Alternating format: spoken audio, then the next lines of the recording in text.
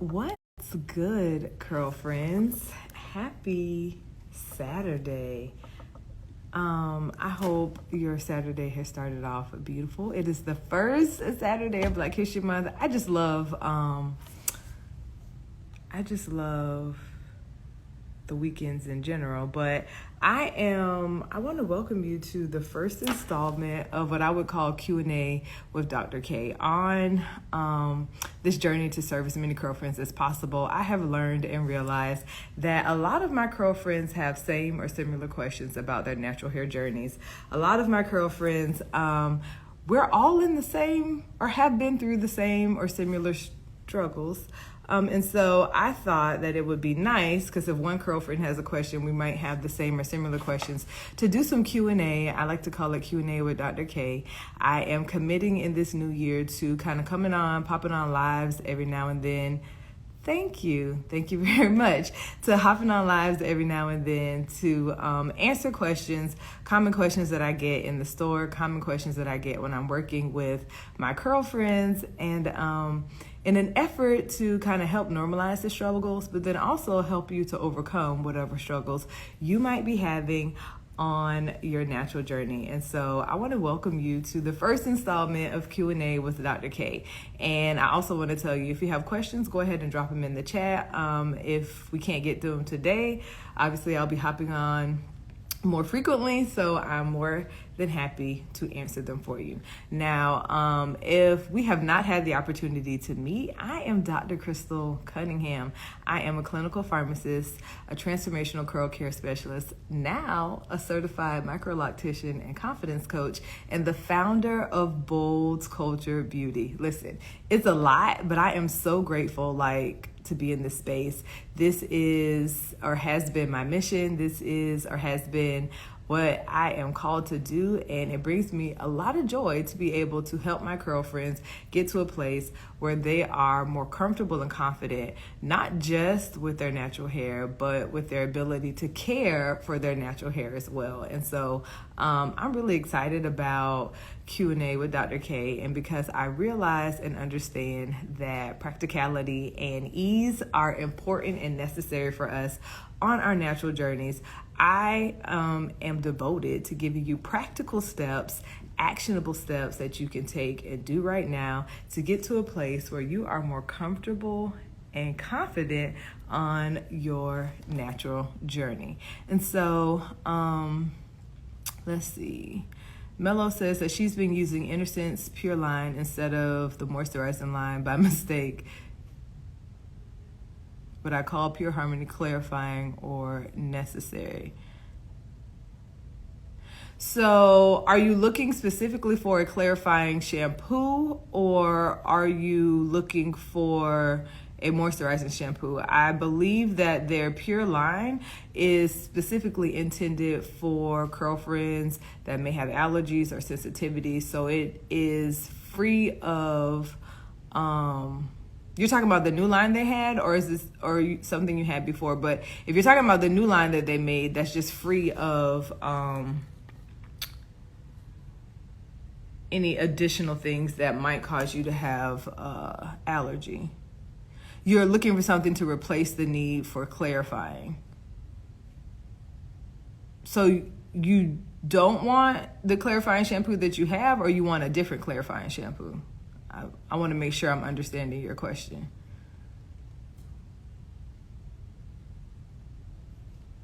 But the newest line that they came out with,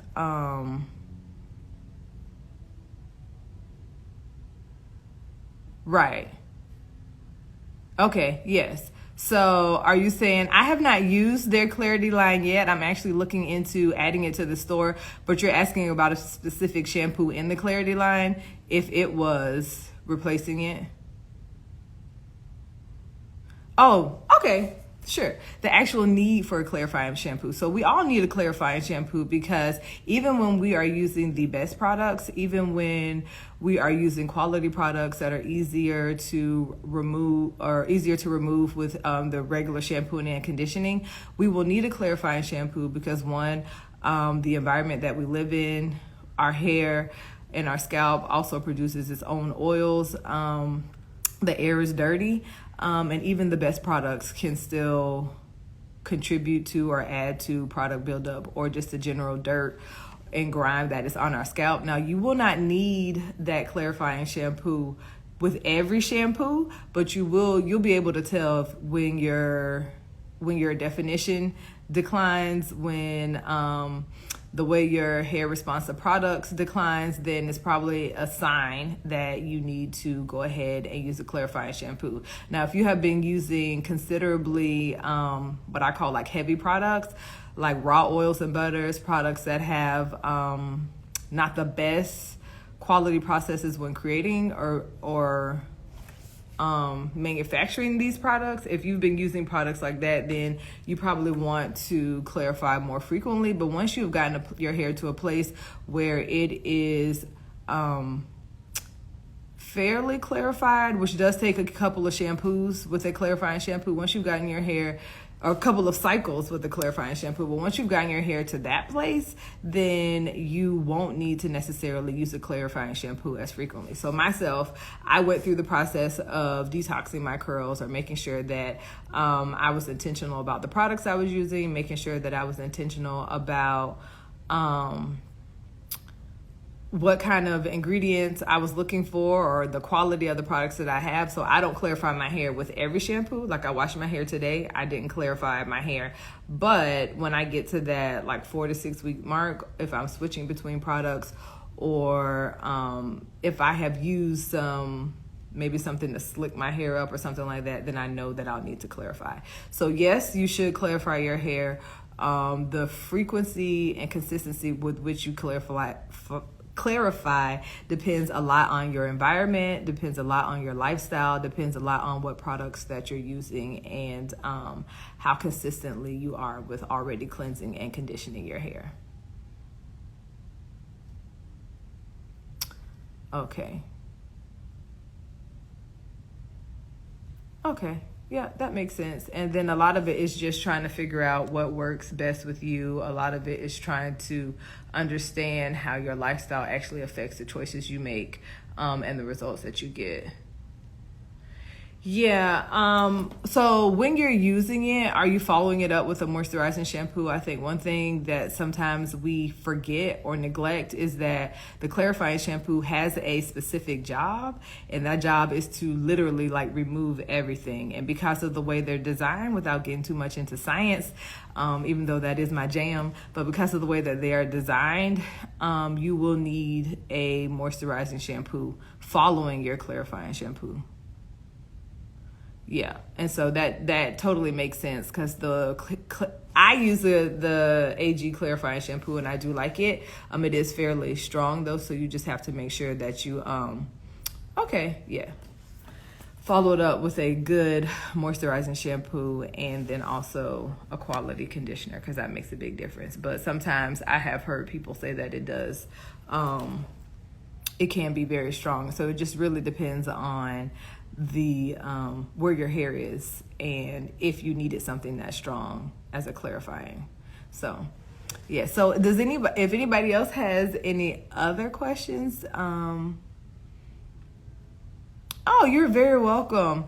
And of course, for those of you who have just hopped on, welcome to the first installation of Q&A with Dr. K. It is my commitment to serving my curlfriends at the highest level and helping them get to a place where we can ultimately make natural hair care easy. I realize that a lot of us have common questions, a lot of us have common struggles, but my goal in doing this, good morning, is to help my curlfriends get to a place where they can ultimately be more confident in their natural hair and their ability to care for their natural hair. And so I am committed to helping you kind of better understand how to care for your hair, better understand how to be more comfortable and confident on your natural journey. And so if you have questions, you can feel free to drop them in the chat. You can also feel free to DM me, and if I don't get to them this go round, I'll make sure to answer them on the next go round. So I did have some curlfriends that sent some questions to me earlier, and I'll just make sure also, so that you have opportunity to ask more questions or share more questions, that I'll post another call to action to get more questions.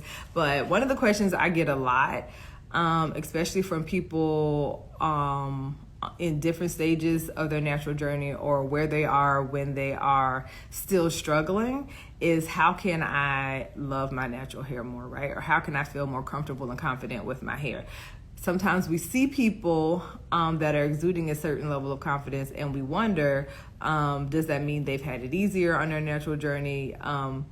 People can assume that things come easily to you, but they don't. And so, and they definitely didn't for me, especially when I first started.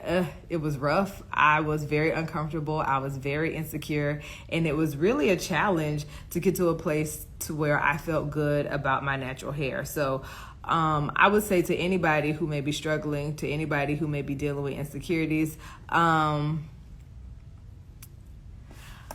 so you said you're doing better with with feeling comfortable with your hair, I would imagine, Harmony, but you're feeling terrible about your daughter's hairline.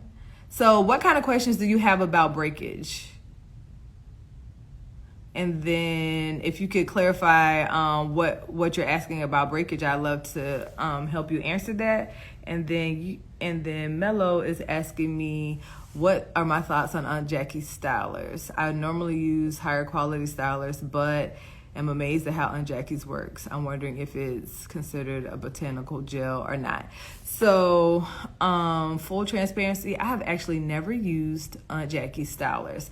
Even when I didn't know what to do with my hair, I used some trash stuff at first, but one of my go-tos was Kinky Curly. I ain't know no better, but it really worked for my hair. Now I will say that it's not a trash styler, it's actually quality and a botanical gel, but I have never used Aunt Jackie's. Now I do believe Aunt Jackie's is flaxseed.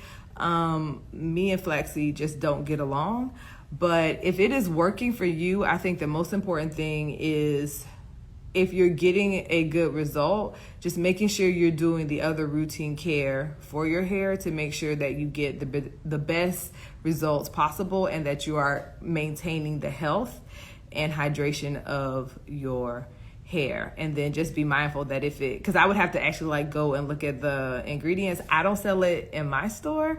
But I will say everything that I do sell here, I am intentional about making sure that I look at the ingredients and kind of vet the quality of the product. I will say I haven't used Aunt Jackie's, but you can get good results with less than stellar products as long as you remain consistent with care, and that includes making sure that you cleanse and condition the hair. Hey Jazzy, and then making sure that you're doing all the work on the back end to make sure that a beautiful aesthetic is also coupled with actual healthy hair. Yeah, see, I struggle with flaxseed. There was another one that was very popular when I first went natural that a lot of people were using, and I tried it, and I tried a lot of things that were very popular, and it just did not fare well for me and my hair.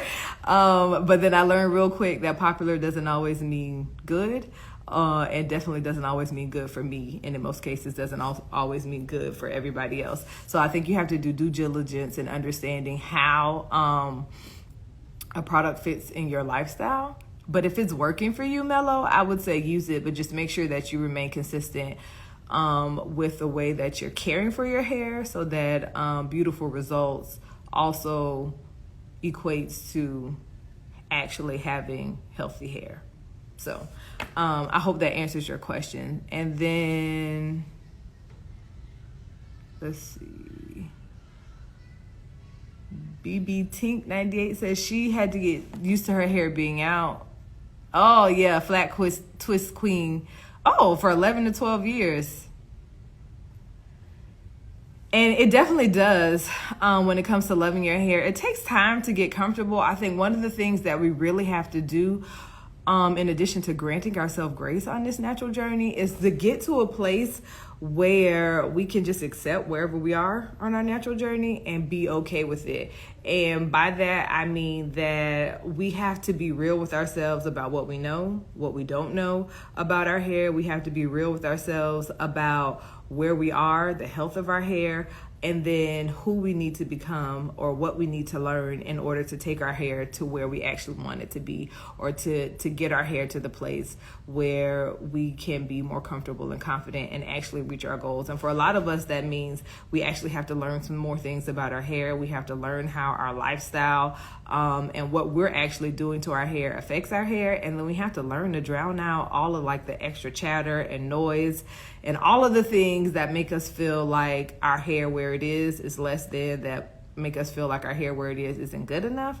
But once we can like get through that and really like get intentional with caring for our hair and really get intentional with doing the work and being consistent with the work necessary to cultivate healthy hair, then it makes a world of difference, and it helps us to actually do better and care better for our hair on this natural journey. And when you feel good about something, you're more inclined to take better care of it. And when you can see the results of the work that you're doing, you're more inclined to keep going and be consistent. But I can definitely relate to that, because it was super hard for me to feel good about my hair, especially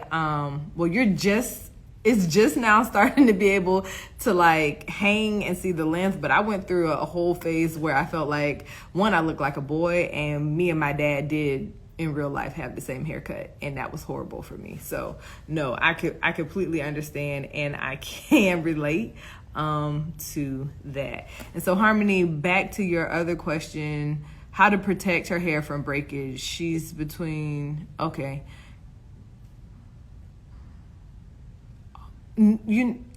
And I will say this, I completely understand, because I am in a similar situation. And while I don't have daughters, I do have sons, but they don't wear low haircuts. And so part of the struggle is a struggle being able to do it every week, because they're not with you every week. And so a couple of things you want to consider, like some practical things. How is she preserving or protecting her hair? So one thing I am learning through this process is that I can teach them what to do, so that when I am not present, they are able to do that for themselves, depending on the age. But like for your daughter, how does she protect her hair at night? Is it possible for her to have like a little bonnet that she takes with her, or can you get her like a satin pillowcase or something where it's not a super complicated process? How is she wearing her hair when she's with you? How is she wearing her hair when she's with him?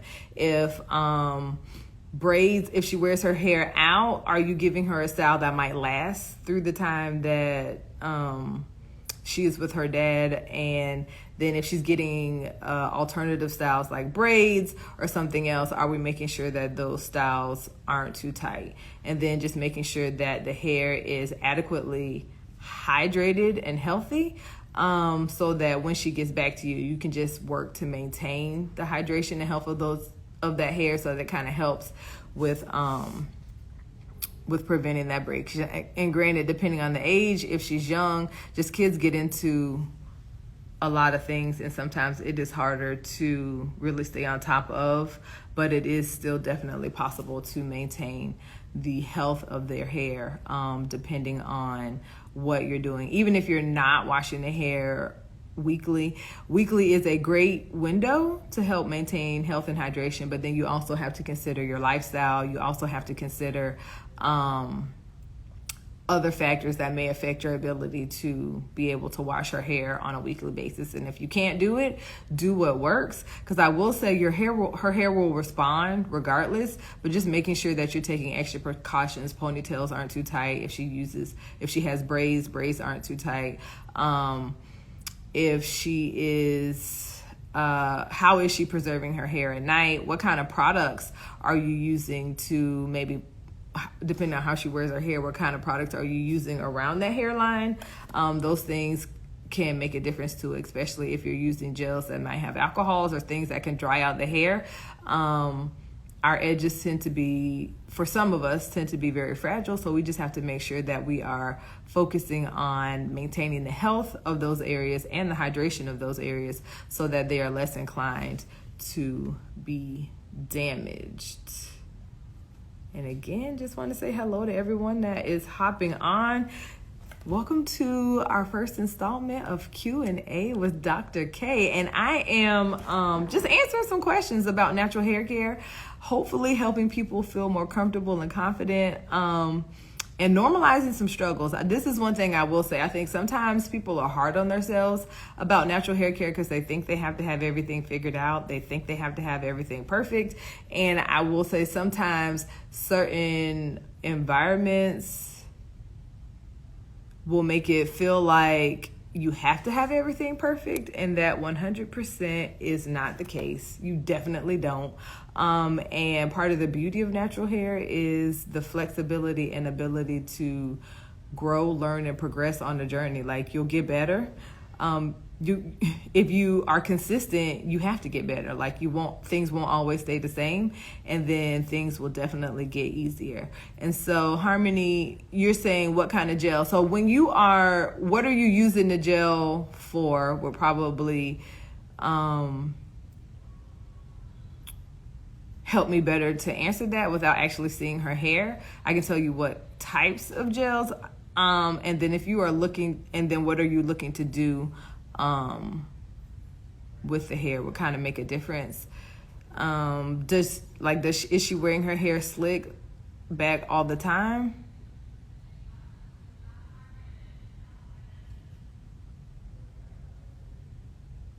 So what products are you looking at that have denatured alcohol in them? And then where does it fall in the lineup of the ingredients? And so this is one thing I will say to people, and one thing that I have encountered with some of the customers or people that are clients that come into Bold Culture Beauty. When we're looking at ingredients, a lot of times things may sound like, look like, well, actually this is even in pharmacy.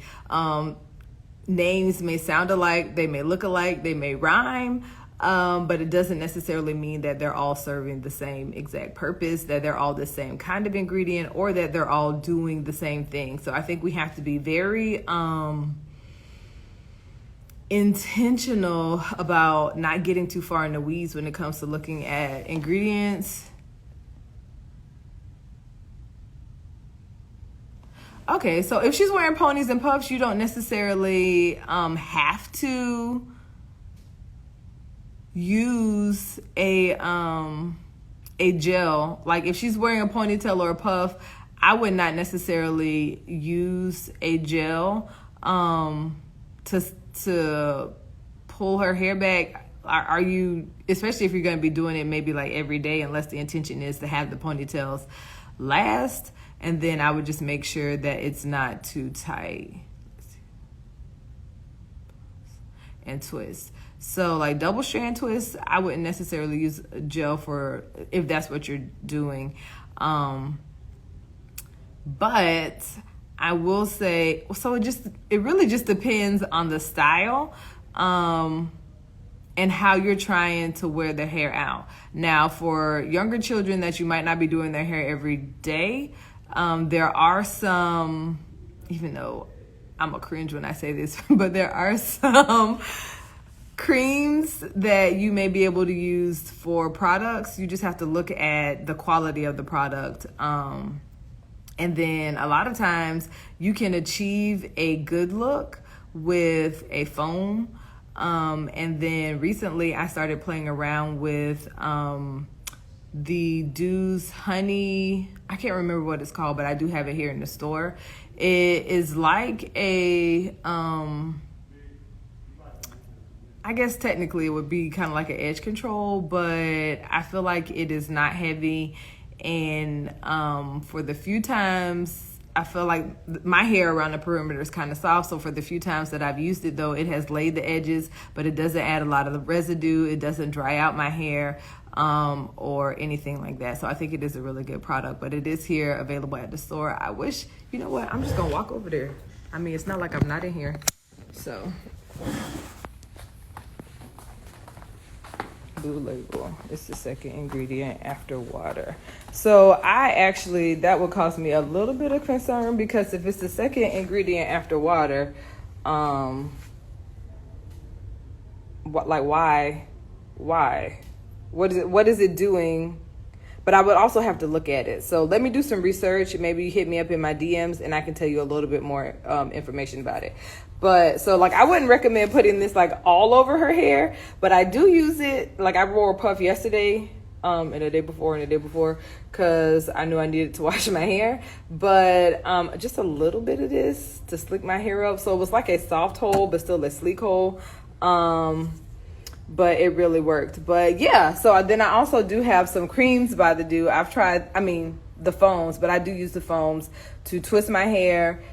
I don't wear twist outs, but to twist clients' hair, I should say, and then to actually slick my hair up into a pony. I will use those as well, and I get really good results. Yeah, you can definitely use a foam or a defining cream for those. And so,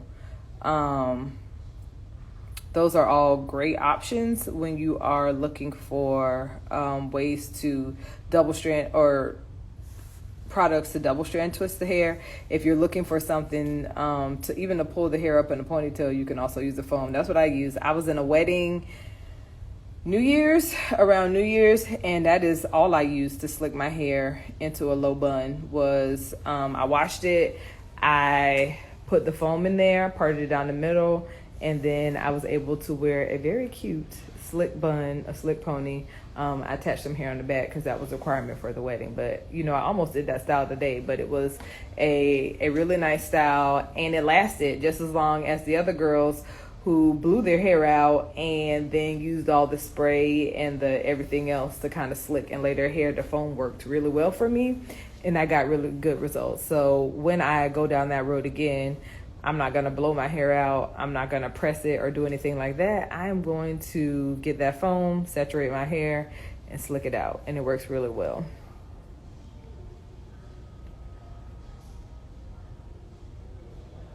Oh, yay! I'm glad you dropped into the store. And definitely, I think that Monday I was like super busy. I didn't realize I was going to be that busy.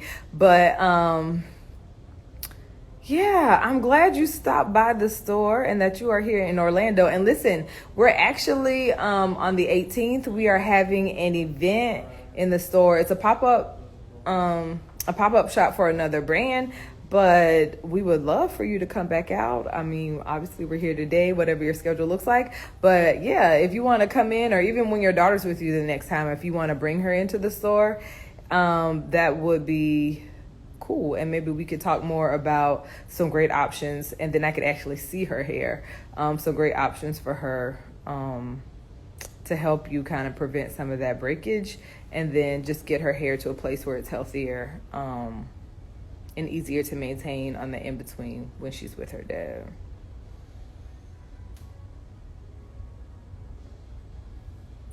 So guys, thank you for joining me